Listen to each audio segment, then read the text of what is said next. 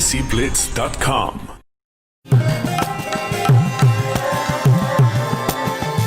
Floor ਫਿਰ ਉਹਨੂੰ ਛੱਡ ਕੇ ਆਇਆ ਸਾਰੇ ਪਿੰਡ ਨੂੰ। ਪਰ 3 ਮਹੀਨੇ ਅਸੀਂ ਨਾ ਬਹੁਤ ਮੁਸ਼ਕਲ ਟਾਈਮ ਦੇਖਿਆ। Certain people, they did kill certain people. ਅਸੀਂ ਭੁੱਖਾ ਵੀ ਦੇਖਿਆ ਬਹੁਤ, ਸਾਨੂੰ ਬਹੁਤ ਤਕਲੀਫਾਂ ਹੋਈਆਂ।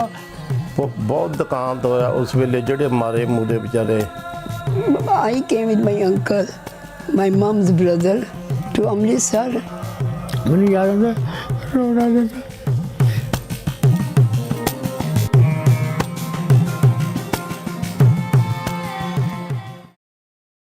Joining us from India, we have Aanchal Malhotra.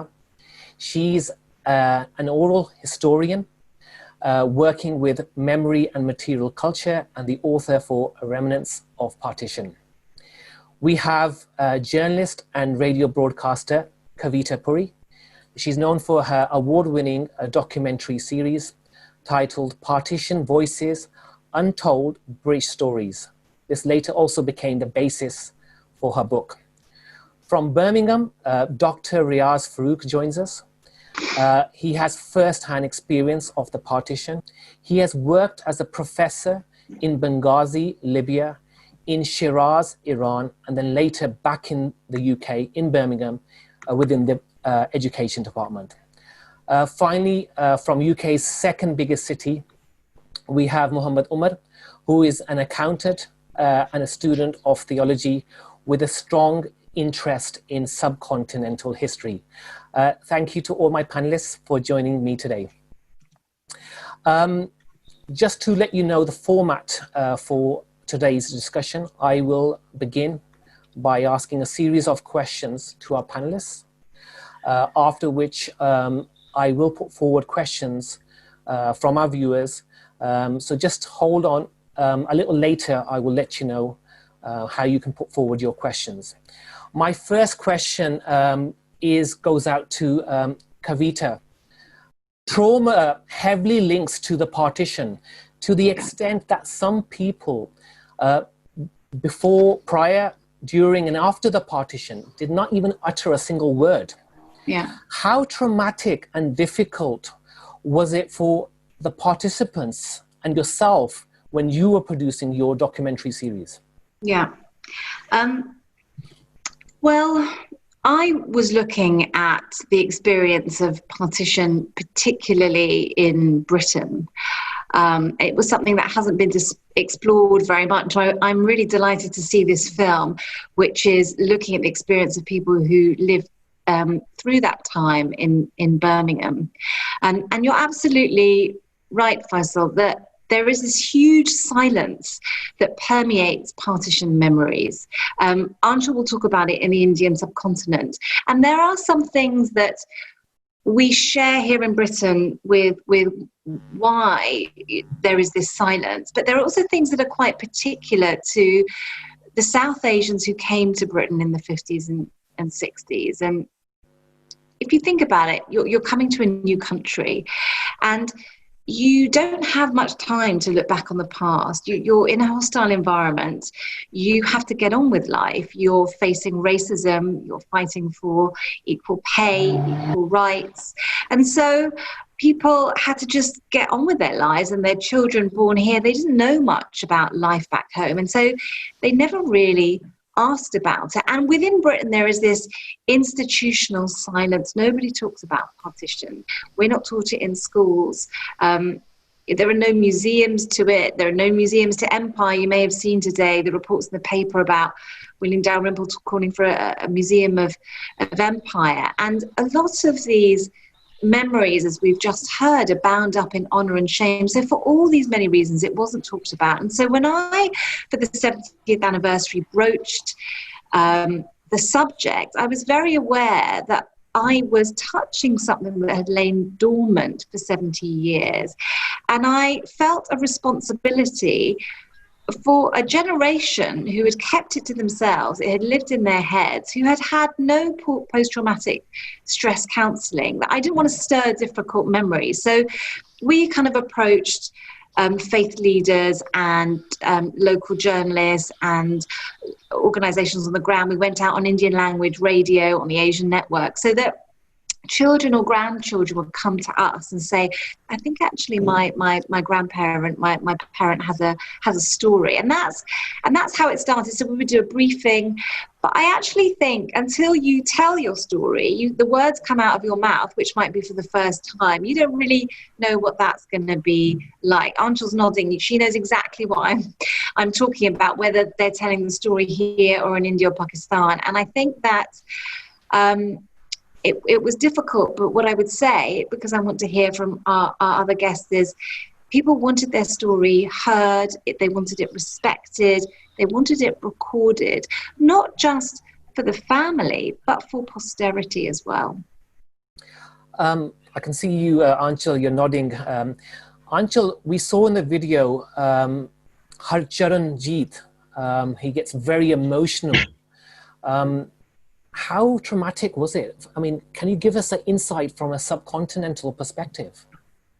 Well, Faisal, some things are similar to what Kavita said, and some things are really specific to the subcontinental landscape.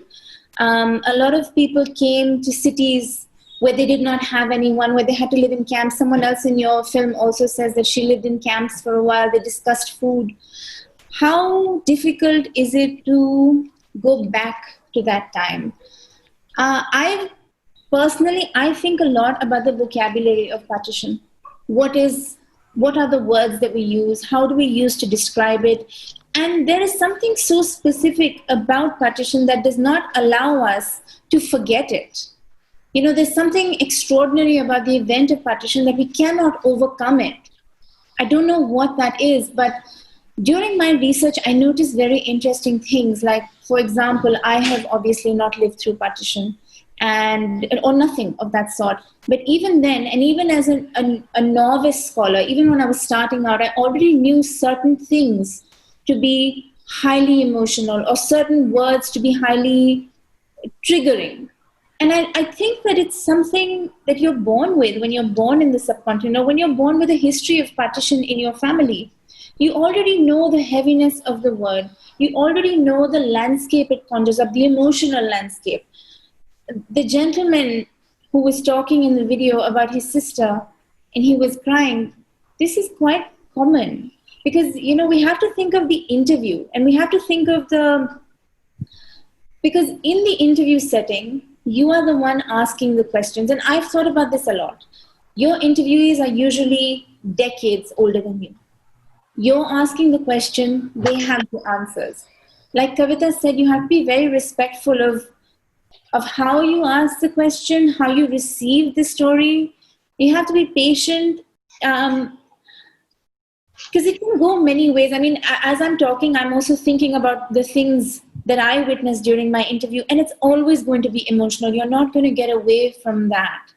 But the degree of emotion is something you can't predict, because people also deal with emotions quite differently, right? So it's of course very difficult to ask the question, but imagine this: someone has lived with a memory, a very traumatic memory of being forced out of their home for 70 plus years, and this may be the first time that they're voicing it to you. And that is not just great honor, but I think that we must respect the situation that they are saying it in as well. So it's a very sacred space, and a highly difficult space as well to navigate. Another point I just want to make in that context was that when we conducted these interviews, a lot of the times we had to stop and start because a lot of the participants were of elderly age, and just so that, just to give them, a bit of time to deal with their emotions. But Kavita, your father was from Lahore. Growing up, did he speak much about the partition? No, and he was like many of the people I spoke to. He wouldn't talk about it. So he would talk about everything, his childhood in Lahore, or being a teenager in India, or working for Pfizer as a young man, and then coming to Britain in 1959. And every time I'd say, but what about partition? And he would say, why do you want to talk about that? And so it was a very closed subject. And it's really interesting what Aanchal says, how you can know the vocabulary, and you can feel the heaviness, but you can feel the heaviness, and I felt it, even if people don't talk about it. That's the thing, and it's there. It was always there, actually. And he did, by the way, talk about it towards the end of his life, actually after he'd heard other people speaking about it. I think he felt there was a space, a public space for him to kind of talk about what he went through, but it was very traumatic for him, and I think he didn't want to pass that burden on. But the thing is, the burden was already passed. But Kavita, did something ever trigger your father to speak about it? Was it anything, can you pinpoint something? So I interviewed him a number of times, and he would kind of talk about it, but not in great detail. But it was in the final interview. It was actually after we'd watched a lot of programs on the 70th anniversary together. And I think he felt safe that other people had spoken, and I think he wanted to speak. I think he was worried that we would take away all the terrible things, but not the other good things that he talked about as well, that people did get on, as so many of your interviewees have said in your film as well. And I think he was afraid. There's something about saying the words out loud, and I think he was probably quite afraid of that. Yeah, Kavita, similarly, when we interviewed some of these participants, I think equally, they've also found it very difficult. Yeah, I'm sure. To really open up. Dr. Riaz Farooq, did you want to add something to this point? Because you've obviously experienced partition. You were there in the Doaba region, very close to Jalandhar. Well, I was in, my parents were in the district Hoshiarpur, which is slightly away from Jalandhar. And that was the place of our family as a whole. And my grandfather was railway station of Tanda Umer railway station. And that's where we started coming to Pakistan during partition. And I think at the time, they didn't know anything about how things will be around partition, because they thought that according to one of the maps published in the national papers that up to Gurdaspur will all be Pakistan. Yeah. So they felt that they were safe, so they will stay in Pakistan. So there wasn't much preparation from their side as such. So obviously when the actual map appeared on 17th of August, they realized they were in India, and then they had to move. So that was a terrible thing for the whole family. And luckily, I think I must say that under all those circumstances, which were extremely difficult when they had to leave the house within minutes, because there wasn't any time, they all reached safely to the border of Pakistan. That was God Almighty's help. Nothing went wrong to anybody in the family. I will come back to that point a little later on. Yeah. Dr. Riaz, getting into sort of the nitty gritty, why was Jinnah Saab so adamant about Pakistan and leaving a united India? Now, the 1946 cabinet mission to India, I believe so that Mr. Jinnah was he was in agreement to stay back with a united India. What was the root problem? I mean, as they say, who was the fasad ki jad in all this? Well, I think it's difficult to say exactly what was the situation, but what I can gather from my late father when he was alive, and I used to talk to him sometime, but rarely on this kind of topic. He said that when Jinnah came back to India after his education, he was very much interested in politics, and he started by joining Indian Congress because he wanted freedom for India rather than for anything else. And he actually worked along Mahatma Gandhi, Jawaharlal Nehru, or all other Congress leaders. But later on, after a couple of years, he realized that there were lots of promises made by the Congress leaders for Muslims, how they are going to look after Muslims after independence and so on. But those were left aside while they were actually making very crucial decisions. And he felt left out. And I think that was the beginning of that. And then later on, he realized that obviously we do have cultural differences. We live together, there is no problem with that, but we have certain differences which may cause a problem, if not now, probably later on. And I think he was genuinely very correct, because now if you look at the situation in India, Muslims are very much unsafe under the present Prime Minister's government. And what is happening, they are, even up to 73 years, those who lived there all their life, they had everything within that country. They are finding it so difficult to call themselves that they are safe and, they are living in a peaceful kind of environment. I'll just have to stop you there, Dr. Riaz. Yeah, I will come back to this point as well. Okay. Umer, there were many other Muslim intellectuals who perhaps weren't in favor of Pakistan. What are your thoughts on the creation of Pakistan, even so on religious lines?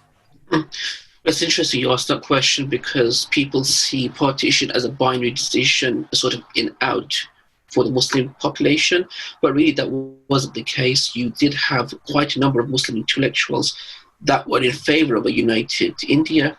And one person who I would like to mention in particular is somebody by the name of Sayyid Hussain Ahmad Madani.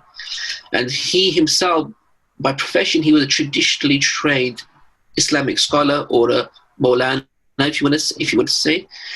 And he proposed an idea known as composite nationalism and Islam. In Urdu, it's known as Muttahida Qawmiyat or Islam. And under his definition of what a nation state is, that you have a community of people that share any number of bonds, language, ethnicity, and culture, regardless of religion, and they could live in the country. Whereas the opposite view was that you have which is in Pakistan, that you have a state made of a religious community, and Hussain Ahmad Madani himself was not in favor of that. So it was interesting to hear that from another perspective, from especially a Muslim Maulana as well. In fact, one well-known historian named it one of the great paradoxes of the history of the subcontinent, where you had a Muslim scholar who you would tend to see would be pro-partition, but in fact he wasn't. He was actually in favor of some level of unity within India, where we all accept the constitutional framework, where we can all live our lives in our own ways. And this was also prevalent amongst certain Muslim populations within the Indian side now. They'll say things like, okay, we've lived here for centuries on one end. We have great friends here, great relations here. Our Gharib Nawaz, Sheikh Muhyiddin Chishti of Ajmer is here as well. How can we abandon him for a state of land of honey, to say? And so, looking at what Hussain Ahmad Madani presented with his work, Composite Nationalism in Islam, I think you could see that there was a clear distinction of thought going on between the Muslim intelligentsia. Aanchal, as an oral historian, through your book Remnants of Partition, you attempt to evoke a link between individual memories and personal belongings. Can you elaborate on this a little bit? Yes, of course. I just want to actually add to Umer's point just before that in Punjab, there was also a unionist party that was very popular, led almost entirely by Muslims. So there were several Muslims that were against partition. And there are also several books on this subject detailing their activities.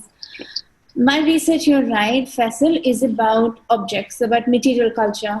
I look at the things that refugees carried with them at the time of partition. And I know that not everyone had the luxury to carry big things or precious things. So I look at a range of memorabilia from, notebooks and pens to furniture and jewelry. Why things though?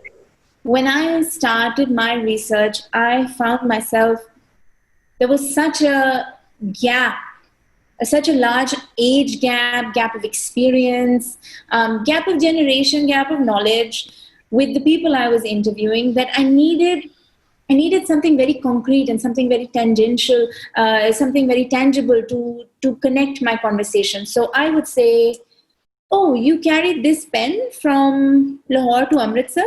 Oh, that's so interesting. Why did you carry this pen? Or how come you carried these earrings? Who told you to carry these earrings? Do you put the earrings in your pocket? How did you get across the border?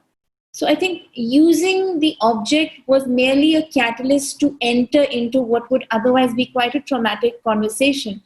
But the object became a level playing field for me because I could hold it, I could see it. It was the sole thing that was, I was trying to understand belonging through belongings. Can we know about a home that has been rendered inaccessible by a national border through the objects that survive of that home? And I think people opened up quite naturally because they felt like the conversation was about the object. So I think it was quite a beautiful study, and it gave me also a connect to the partition. Absolutely fascinating, and I would recommend anybody to get hold of Aanchal's book, Remnants of a Partition. Umer, I just want to come back to you. Talking about post-Pakistan, I mean, Jinnah Sahab believed in a secular Pakistan because there are Hindus and Sikhs living there. Was partition good or bad post-independence? Sorry, you were breaking. Could you repeat the question? Can you hear me now? Yes. Yeah, I was just saying, going back to some of the points you made, post the independence of Pakistan, Jinnah Sahab himself believed in envisaged a very secular Pakistan, equality for even the minorities. And there's Sikh, there's a small Sikh community living there. There's a lot of Hindus who actually also live in the Sindh province. What are your thoughts about, Pakistan post-independence? I mean, post-independence. Pakistan post-independence it's interesting what it came about, to be honest, because obviously it didn't go into plan as to what Jinnah envisaged, because post-partition had fairly problems with government establishments and stuff, military coups. So you didn't have a country that could actually progress institutionally as well, in terms of departments and governmental structures as well. You haven't had a constitution that was relied upon for many, many years. It's only until 1973 where you had some level of a joint consensus as well, but even that was thrown away for the next 10 years by another subsequent military coup. So unfortunately, Pakistan has had the chance politically, in terms of as a nation, to progress in that regard. It hasn't found its way due to his interferences as well. It invokes the poet Ustad Damand, what he said about the situation. He said that Pakistan in his time, which is the 60s, you can't his military coup, he said, "Sade mulk diyan mojai jidhar dekho faujain," and that roughly translates as this happy times for our country, because wherever you go, you'll see a man in an army suit, which shows that really things didn't much change from that point in the 60s. The same in the 80s as well, and even the mid 2000s as well. And it's only recently, to some extent, a civilian government has tried to find its footing in the country as well. So it's important that Pakistan actually finds a footing in that regard as well, and completely becomes independent in its justice system, its political system, and within its armed forces. Very strong words by Umer. Sade mulk diyan maujan hi maujan, jidhar vekho faujan hi faujan. Dr. Farooq, was partition good or bad for both countries? I would say absolutely. That was a wonderful thing I have ever noticed in my life, to be in an independent country named Pakistan, which is a Muslim country, and we have got all the freedom as far as Islam is concerned. Yes, I agree with Umer. There have been problems because we were a new country, and if you look at like Britain and many European countries, even America, they have gone through so many experiences and changes and things, over centuries. And eventually they have become a really good country, which we can see nowadays. So now we are going through that kind of process. And I think it will take time when everything will settle down. And these army people who, as just Umer said, they have been controlling this country for such a long time, will come to some kind of understanding that, no, it's not for them. It's for the civilian government, elected government, to really rule the country. And things are actually moving in that direction. And we are not losing hopes. We are very hopeful that things will improve every day and things will get better for all people within Pakistan, including minority ethnic people who live in Pakistan. The same question to you, Aanchal. Was partition good or bad for both countries? It's a complicated question. And I should also say that none of us, apart from Farooq Saab, were there. So we don't know. If no one can take away the creation of a state from its people, and no one should. So if Pakistan was created because of 1947, because of partition, then India lost a significant chunk, not just of its land, but also of its people, who had long-standing relations and very deep connections. In that sense, how can partition be a good thing? And I should say that a lot of my research is to find the commonality between the common people of India and Pakistan. It's not just the political situation in India that's bad. It's also the relationship between the two countries that have always been at loggerheads for as far as I can remember. My grandparents saw partition. My parents were 71. I remember Kargil. So I don't know what my children or their children will see. So it's very important to view the past in terms of the future as well. So my work is a lot about bettering relations, which also means try not to ask these kinds of questions, whether it was good or not. It's happened. It's in the past. We can't change it. We can try to alter how we feel about one another. Right. Kavita, do you want to add to that point from a British Asian perspective? I didn't really ask, well, I did ask the question, but my curiosity was not actually, was partition right or wrong? It was really to record the memories. But what I would say is this, that there are national narratives that have been constructed on the Indian subcontinent, and by the way, in Britain with regard to empire. And what the memories of people who lived through us taught us was that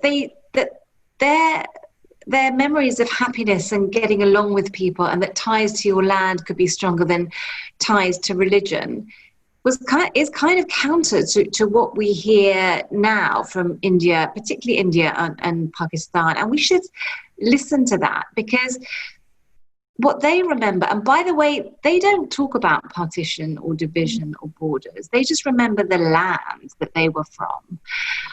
We should listen to those stories, because once that generation are gone, there is no one to tell us of that time that was much more nuanced than we are led to believe. Everyone I spoke to had an individual response to whether partition was right or wrong, and there is no right answer.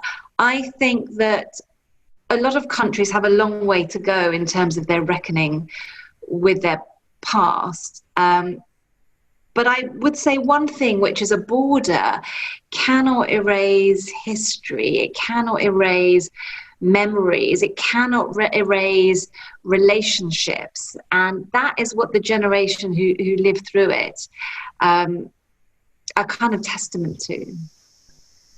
Before I move on to my next question, can I just request all our viewers to feel free to post any of your questions into the Q&A feature on your control panel, and we'll try to get them answered by our panelists today. I just want to go back to a point that Dr. Riaz Farooq made, and Kavita, Sir Clive Radcliffe changed the final boundary line at the last minute. Now, both to you and Aanchal, in respect to your father, Kavita, when he was in Lahore, was he under any illusion that, you know, we're staying here, or we're going to be part of Pakistan, or we're going to be part of India? And even if I can have some, if I can have some thoughts from both of you about the Sikh community, because they felt a bit caught in the middle of between the two, because as you are all aware, that there are some very sacred sites of the Sikh community which are now in Pakistan, the Nankana Sahib, the Kartarpur. So could you please shed some light on this? So my father was actually, before partition, had moved to his maternal grandparents. They were in Moga. And so he remembers on the 17th of August waiting to hear which side of the border it was going to be on. They had bags packed. But other interviewees I spoke to were listening to the wireless announcements on All India Radio to hear where the boundary line would be. And there were gasps when Lahore was given to Pakistan by one of my interviewees who was from the Sikh community. They saw that as a very prized possession, so they felt heartbroken. But as Riaz said, Gurdaspur was believed to be in Pakistan, and so there was this back and forth, and people didn't know, and some people had left, and so it was pretty chaotic, really. But you're absolutely right. For the Sikh community, and we think about 500,000 Sikhs had to leave West Punjab to cross the border into India. They were leaving land that they had lived on for many generations. And as you say, they were leaving their most sacred shrines that many would possibly never see again in their lifetime. And, you know, we've all seen those really moving images recently of people being able to go back. But again, that goes to the point that how could a boundary line be drawn by someone who didn't really know India very well in such haste, with someone who never even visited the sites or the villages that he was dissecting? How could you separate a group of people from their most sacred shrines? And I think that's really hard today to understand. Aanchal, do you want to add anything to that? Yes. Cyril Ratcliffe arrived in India on July 8th, 1947. That's the first mention we know that he was in the subcontinent. And when he arrived there, of course, it's important to mention that he'd never been there before. And this was primarily the reason why he was chosen, because it was thought that his lack of knowledge about a country will add to an unbiased border, because who would draw the line? It couldn't be an Englishman that was living in India. It couldn't be a Muslim, couldn't be a Hindu, couldn't be a Sikh. The border wouldn't be unbiased. It had to be someone who didn't know the country. And to think of this in retrospect is actually pretty alarming, isn't it? That someone that didn't know the sheer diversity of people, the geology of the land, the waterworks, rivers, irrigation system, fields, the complexity of culture. He didn't know anything, but still I would say that he is a highly misunderstood character in history, because we don't know enough about him. We know that he came, we know the border became political very fast. Farooq Saab mentioned that he's from Gurdaspur district. I think it's important to mention that people thought Gurdaspur would definitely go to Pakistan, and so they celebrated Pakistani independence there on August 14, and 3 days later it was given to India, where the Indian flag went up. Similarly, on the eastern side in Malda district, the Pakistani flag went up on August 14, and on August 17, the Indian flag went up, and till date, Malda celebrates August 17 as Independence Day, till date. So I think that you're talking about Nankana Sahib, and the Sikhs, a lot of their shrines remain in Pakistan. But a lot of Muslim shrines remain in India. Ajmer Sharif, Hazrat Nizamuddin Aulia, Ranjit Singh Samadhi. The entire Sindh province remained in Pakistan, and Hindu Sindhis were exiled from it. So I think that there were losses all around. There is no one, like your earlier question, was it good or was it bad? Similarly, I would say there's not one person to blame. Everybody was to blame and nobody was to blame. This is the sole event where not one community or person can take singular responsibility. Thank you for your thoughts on that. May I add one or two things, Faisal? Yes. Yeah, I think when our colleagues were talking about that Lahore was, it was eventually declared a part of Pakistan, and most of their Sikh shrines, they are within, the holy places are within Pakistan. I think if I may just mention one thing, that during that time, their Sikh leader was Master Tara Singh, and he met Muhammad Ali Jinnah, and I think he was talking about his role during partition, because Sikh is a big community in India, and they had a very important role to be on either side. So I mean, he wanted to see what Muhammad Ali Jinnah can offer him. So obviously, Muhammad Ali Jinnah did say that we can provide you with a kind of a semi-independent state of Khalistan within Punjab. And when he came to see Muhammad Ali Jinnah, he actually asked, what can you offer me other than that? So he passed a blank sheet of paper and a pen and said, write what you want and I will sign it. So I would say that with all due respect, all the holy shrines which were in Pakistan now, I think it was up to Master Tara Singh at that stage. He could have decided either way. Probably he didn't trust Mr. Jinnah about what he was saying to him, and things have gone in a different direction, as we have seen today. Right. We have to move on. I have one question, and you'll all have to be very brief on this, but it's a very important question.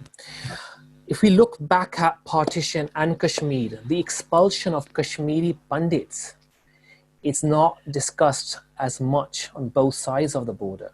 Why is that?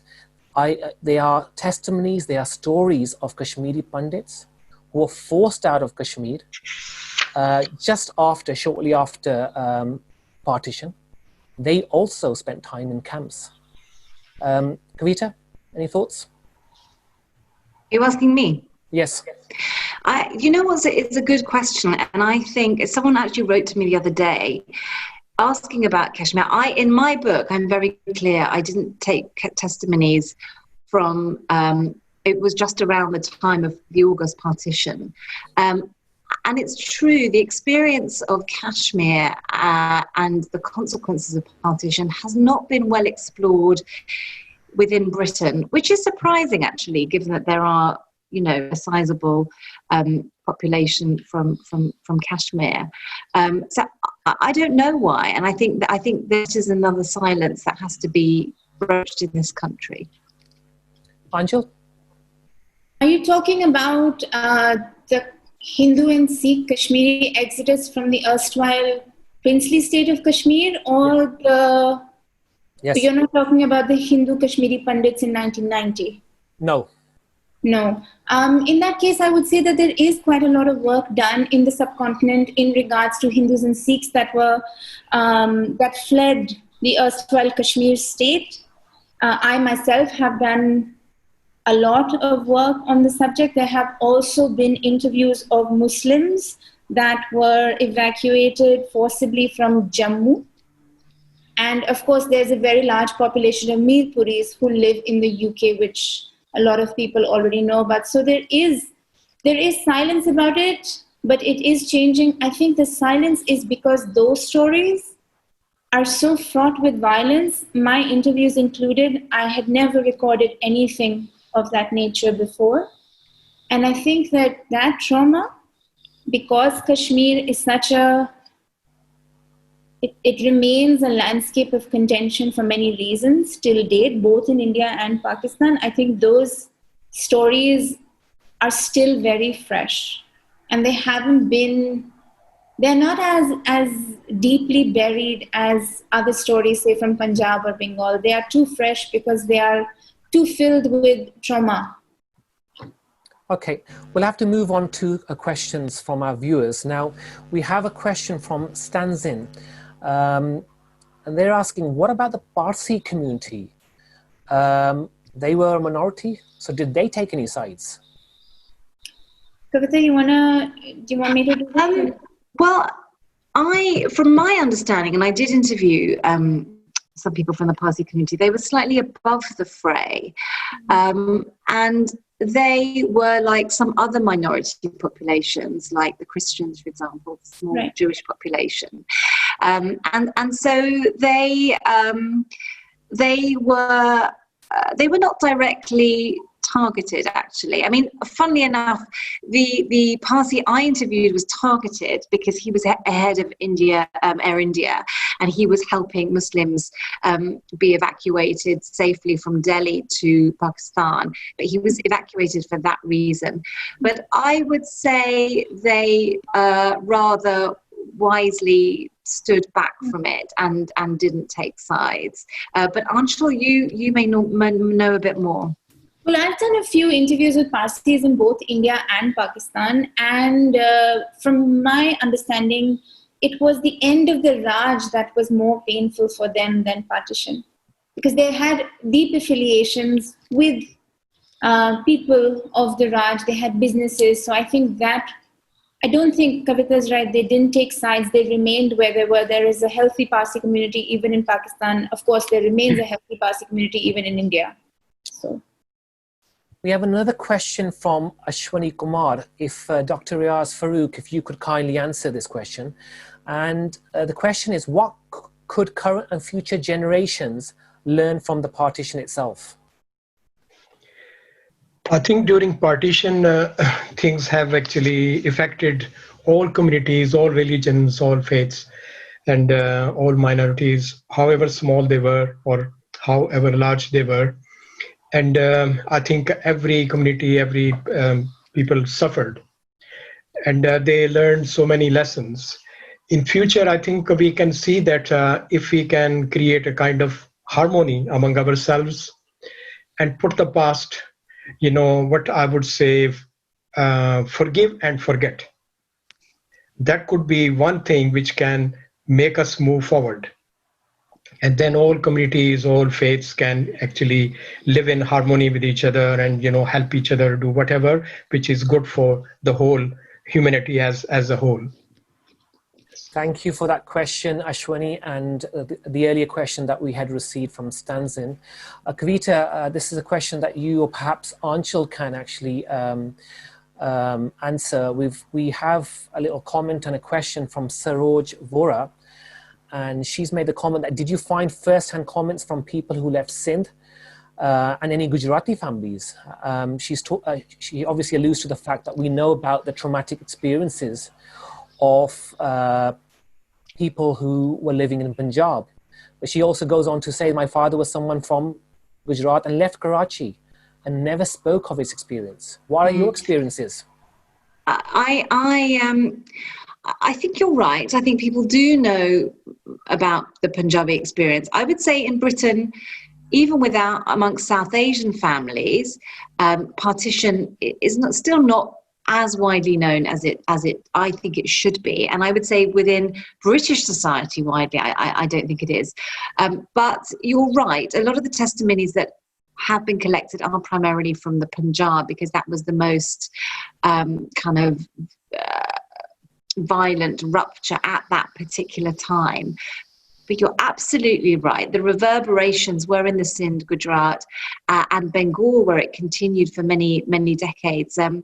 I spoke to someone who really left a great mark on me from the Sindh province, and his wife. And he was a Hindu, and he left, and he had to go and take the boat to Mumbai, and he lived in a camp with thousands of other Sindhis. It was an old military barracks, and they were all put together in quite unsanitary conditions, and he had to learn a completely new language. He spoke Sindhi. Sindhi was not very helpful living in a new country. And he said when he arrived in India, he never really felt particularly wanted. He felt like a refugee, which is why he eventually chose to come to Britain. And if I ask him today where he feels he belongs, he would absolutely say the Sindh province. He's been back 3 times, and He loves that place. He keeps stones in his office, which he kisses, he touches to remember that time. He speaks Sindhi to his family at home. He even says, if he had a choice, he was 13 when he left, he would have chosen the Sindh province over his religion. It was that important to him. He describes it as his mother. And so these are very profound, deep feelings, very visceral attachments to the land that they left. And he feels quite bitter. He says that at least the Hindus in the Punjab have the Punjab. The Hindus of Sindh don't have a land that they can call their own. But maybe, Aanchal, did you speak to anyone from Gujarat? Yes, Gujarat, from Sindh. And I think I want to echo what you said, Kavita. A lot of Sindhis, particularly those that lived in areas of Sindh before partition, think of themselves as Sindhi before Hindu or Muslim.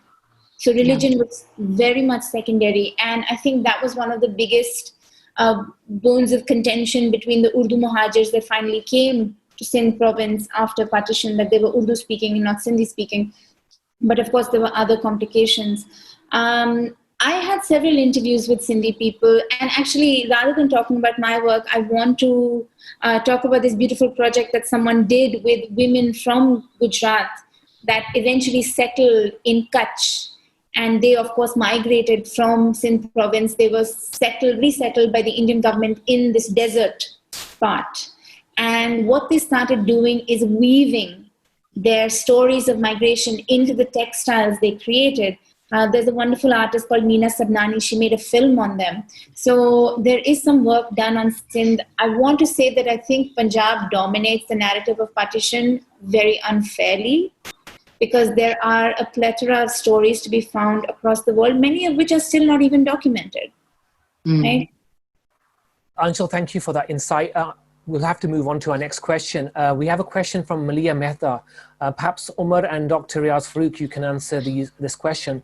According to you, should British and Indian schools teach partition from the view of first-hand survivors and from the view of the then government of India?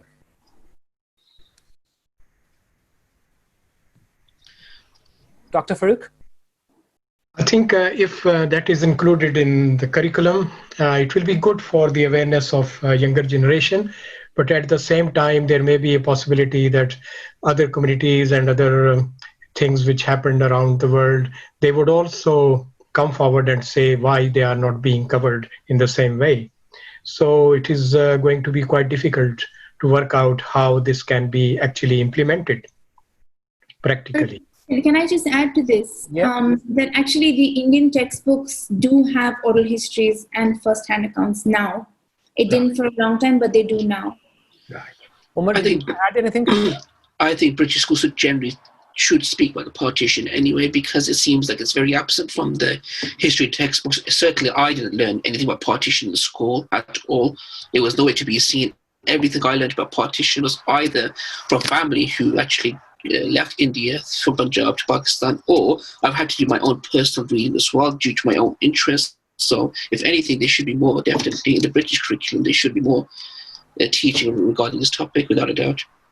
Can I just add that actually, I don't think it's just that partition should be taught. I think that the Britain's understanding of empire should be taught. Partition is the end of empire. And I think that if you don't understand empire and you don't understand how it ended, you cannot understand why there are so many South Asians in this country. But you can't understand why so much of British culture, from the food you eat, the language, and of course the people, exists. And so it's British history. It's British history, and it frankly is baffling that it's not taught widely, which is why it's a huge relief, actually, that South Asian Heritage Month finally in 2020 is taking place, and actually it's people like Mohammed who it's the younger generation, the third generation, who are now asking their grandparents, their parents about their history. They want to know their history. It's part of their British South Asian identity. It really matters to them. And I think the first generation were just trying to make a life for themselves. The second generation were trying to fit in. But it's the third generation thinking, hang on a sec, who on earth am I? And so now is the time, and it really, really matters. But also our British compatriots need to know why we're here. You know, it's part of a very, very, very long history that we have between the Indian subcontinent and Britain. Time is pressing on, but just touching on something that Kavita said. Aanchal, how well is information documented in India? So let me give you a quick scenario. So let's just say if somebody is from Lahore and his or her ancestors were from the Indian side of Punjab, and let's just say their Nana was working in the British Indian military in Jabalpur, how can they locate information about their family history, about their Nana who used to work in Madhya Pradesh in Jabalpur? How can they locate that information? This is why oral history is essential, because there is no such archive. There is no such archive. In the last 10 years, there have been initiatives, very good initiatives. The 1947 Partition Archive is one. The Partition Museum has its own archive, the Citizens Archive of Pakistan, Citizens Archive of India. Now, these are all archives where you can find such testimonies, but obviously not everyone is going to be there, which means that we need to have organic archiving of history in our own families, which means people like Kavita and me and Umer and you need to ask your families where they were from. This is why the oral archive is so essential. Otherwise, there is no library you can go to. You can't. It's not like a Jewish memorial. It's not like the Holocaust Museum. There's nothing like it. Yeah. We have no testimony to our sacrifice. We have no testimonies available. And this is why organic storytelling, we are a culture of oral storytelling. That's what we are. We pass our traditions and histories down orally. We talk about it when we can. But we need to archive it. We need to start records. Otherwise, it's just going to get lost. I'm afraid we don't have time for any more questions. We did have some amazing questions, but due to time constraints. Before I wrap up, I know we've touched upon this. Just a quick 30 seconds, starting with Dr. Riaz Farooq. Should the partition have taken place? Yes, I'm still very much in favor of what has happened, partition. And I think this has actually brought so many revolutionary changes among Muslims who eventually either they lived in Pakistan or they have moved in Pakistan. And definitely it's good for us. And I wouldn't really bet on it under any circumstances. Umer? For me, it's not such a binary decision for me. It's, it's happened, and we just have to look to the future and make the best of it for both nations. Aanchal? No, I can't agree. It dismembered my family from their homelands, their families, their loved ones. They could never go back. This border is so impenetrable. It is causing hate between the common people of India and Pakistan. I'm trying everything I can to make sure that there is conversation so that we don't feel that border. So we feel the similarity between Indians and Pakistanis. At least young people are, I know it. Kavita? I don't know how to answer that question. All I would say is that, to Aanchal's point, know your history, know what happened to your family in partition, ask them before it's too late. You will never regret asking. Because your history might not be in the country that your extended family's members live. It might have started in a completely different country. I have a connection to Lahore.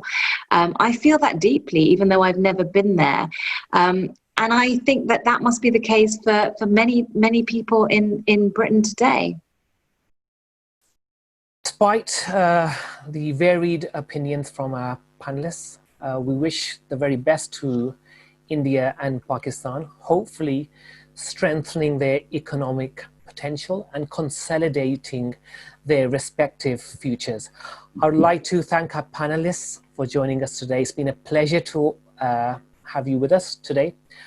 One final thanks to our amazing viewers. Hope you've learned and enjoyed this presentation. Last but not least, as I always say, if you want some news, gossip, and gupshup, check out DESIblitz.com. DESIblitz.com.